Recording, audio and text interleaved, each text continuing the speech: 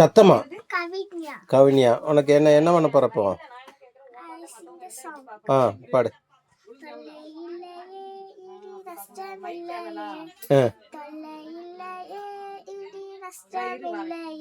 இனி வருங்காலம் சுகம்தானே, இனி வருங்காலம் சுகம்தானே. பழைய காலம் முடிந்திட்டதே, புதிய காலம் பிறந்திட்டதே. பழைய காலம் பிறந்திட்டதே, புதிய காலம் பிறந்திட்டதே. நீ இயேசுவின் செல்வாயே, இனி இயேசுவின் வருகையில் செல்வாயே. அவரின் மகிமை காண்பாயே. என்னோடு இருப்பவரே, என்னாலும் உதவி செய்பவரே. என்னோடு இருப்பவரே, என்னாலும் உதவி செய்பவரே. ஹல்லேலூயா ஹல்லேலூயா ஹல்லேலூயா ஹல்லேலூயா. தொல்லை இல்லையே, இனி நஷ்டமில்லையே, இனி வருங்காலம் சுகம்தானே.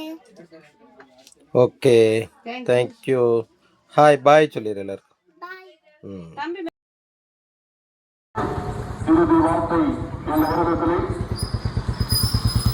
சங்கீதம் 66 சங்கீதம் 20 வசனத்தை நான் படிக்கின்றேன். சங்கீதம் 66 20.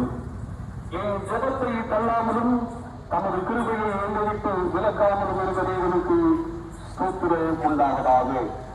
என் ஜெபத்தை தள்ளாமலும் தமது கிருபையை என்னை விட்டு விலக்காமலும் இருந்த தேவனுக்கு ஸ்தோத்திரம் உண்டாவதாக. அன்புக்குரியவர்களே, இந்த சங்கீதம் 66 ஸ்தோத்திர சங்கீதம் என்று அழைக்கப்படுகின்றது. இந்த சங்கீதக்காரனாகிய தாவீது தனது வாழ்வில் தேவன் செய்த நன்மைகளுக்காக அவரை துதித்து போற்றி பிறரையும் ஆண்டவருக்கு நன்றி செலுத்தும்படியாய் தனக்கு ஆண்டவர் செய்த நன்மைகளை சங்கீதம் 66:5 படிக்கின்ற பொழுது தேவனுடைய செய்திகளை வந்து பாருங்கள் என்றும் சங்கீதம் 66:12 படிக்கின்ற பொழுது